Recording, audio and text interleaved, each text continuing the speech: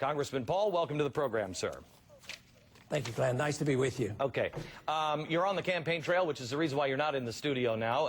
And I want to get to some of your more controversial positions later on in the program. But I thought we would start on a few of the things that I almost never see anybody talk about with you, the real things that most conservatives do agree with you on. I want to start by playing a clip of something you said just last week in the debate in Iowa. Reread the oath of office, take it seriously, obey the Constitution. We are well defended against all enemies foreign. We should be much more careful about defending against the enemies domestic. Who, sir, who do you believe are the enemies domestic? I don't see them as individuals or personalities. I see it as a philosophic danger endorsed by the status quo. Most members of Congress, most members who have been in the executive branch over the years, the undermining of our personal economic liberties, our personal liberties, our privacy. There's been a special erosion of these privacy issues since 9/11. So it is something that's been ingrained in our system. You know, economic liberty is very, very important, but that's been undermined, you know, for 70 or 80 years, especially since the Depression. So I see them in philosophic terms rather than in personality terms. Let me go to the UN. You say the UN shouldn't even exist.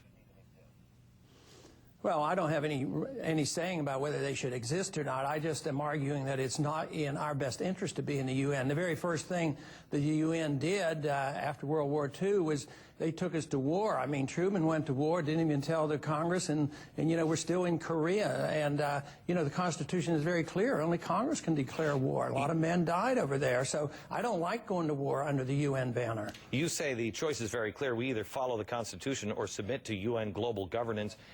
I happen to agree with you, sir. I mean, I see the Lost Treaty. I see the issue of global warming as nothing but trying to entangle us and the rest of the world into one world government. Would you agree or disagree with that? No, I agree with it. I think our trade agreements do the same thing. You know, whether it's the WTO or you know, the World Bank or the IMF or NAFTA or CAFTA, these are taking away our sovereignty. Even today, the WTO today was telling us that we shouldn't pass this agriculture bill. I'll probably, you know, not vote for the agriculture bill, but should I do it because the WTO tells me not to? So I don't like this undermining of our national sovereignty. And we've allowed this to happen. You have said, though, that this is not some, if I may quote you, it is not as much a sinister conspiracy. The knowledge is out there. If you just look for it, you realize that our national sovereignty is under threat. But I have to tell you, and we're going to get into economics here in a few minutes, but when you look at both parties, you will see them. I mean, look at the budget that has recently come out. You'll see that they are almost intentionally sabotaging us every step of the way. How else could you explain some of the things that are going on at the border, with the Lost Treaty, with our budget, our monetary policies? I mean, how do you say it's not a sinister conspiracy? Yeah, I guess it may be semantics that we're dealing with, but I see it's a conspiracy in the sense that some people believe in globalism, some people believe in the North American Union. I don't. It used to be more secretive. You know, the New World Order was talked about 30 or 40 years ago, and nobody would say it out and open. Now they talk about the New World Order, so it's not as secretive and it's not as conspiratorial as it was 50 or 60 years ago. People believe in internationalism, and I think they're very sincere. They just think the world would be better off if we had one world government. I don't. I mean, I don't even like the size of our federal government, let alone one world government. I want government to be local. I've tried to explain this in a last chapter of a book that I have out on Mexico, and say that I don't believe that these people are intentionally. I think if I sat down with the people who are messing with our sovereignty down south of the border, I believe they would tell you, Glenn, this is in the best interest of the country. But they are not shooting straight. Let's talk a little bit about the NAFTA superhighway, where you have an opinion that this is part of the, you know, joining of Mexico and Canada and the United States under one kind of EU-style government. But they'll deny it. They'll say that's not true. You're crazy if you believe that.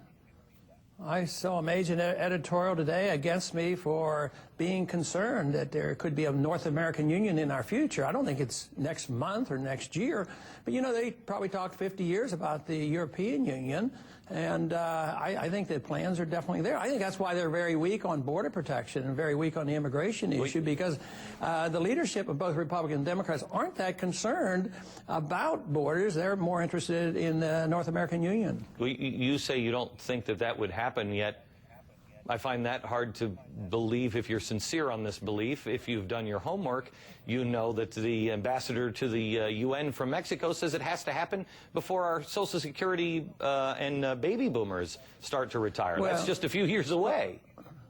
Well, let me clarify that. I'm concerned about it, and I'm fighting it. It's just I don't think it's going to happen next month or next year, but I think the plans are being laid there. And sometimes individuals who promote world government are very, very patient. And our side is very easy to forget or let our guard down. And what I'm trying to do is alert the American people that they ought to be alarmed about what's happening, and hopefully we can stop it. I think we've made progress there. So quite a few states have, written some resolutions in objection. Texas has done this, and it's not like we've thought this up. If everybody in Texas legislature can vote and say, let's put a moratorium on these plans for a superhighway coming through, there must be something to it. But the American people, and you must know this because you are probably the lightning rod for the most disenfranchised in America. You are probably the one who, I know, I have to tell you, I listen to your radio commercials, and I hear your radio commercials, and I'm like, yeah, that's how I feel. I have voted for Ronald Reagan. I have been a Republican, but I've never registered as a Republican, but generally speaking. But I think most Americans now say neither side. They're both selling us out. How do you propose to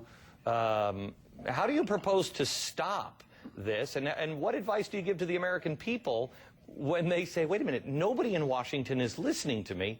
If I elected you, how are you going to stop this? Well, one person can't do it, but the fact that our movement is so big, much bigger than I ever dreamed, that, the way they raise funds and the way they join us, and we get 25,000 new supporters in one single day. So there is a great deal of discontent in the country.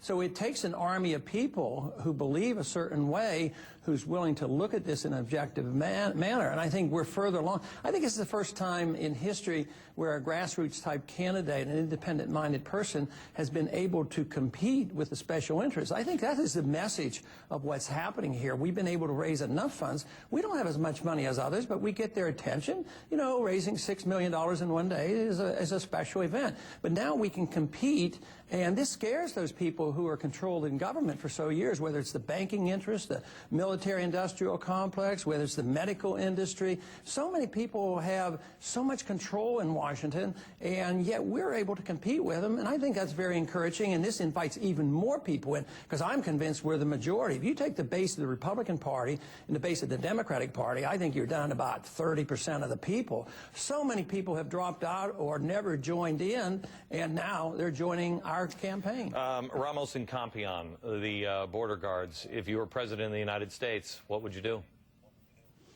I'm for pardoning them, especially now after, they've served 1 year and they tacked on this 10 years of mandatory sentencing, which I disagree with. And matter of fact, I've joined Bill Delahunt to recommend that as a sense of Congress resolution. So I think they should be pardoned. I've only got 30 seconds. Johnny Sutton, do you believe Johnny Sutton? Something doesn't smell right there to me. Would you investigate what was going on with this administration and Johnny Sutton and everything in between? Can I confess that you'll have to tell me a little bit more? I hate to have to confess I don't know. Okay, no, that's all right. He's the prosecutor in the case, and it seems pretty nefarious. Oh yes. Okay. And that is part of my reason for wanting the pardon, because I think there were a lot of questions raised on how that case was carried out. So yes, I agree with that. We'll be back in just a second. I want to talk to Ron Paul and get his thoughts on the real reason he says our economy is in so much trouble. Next.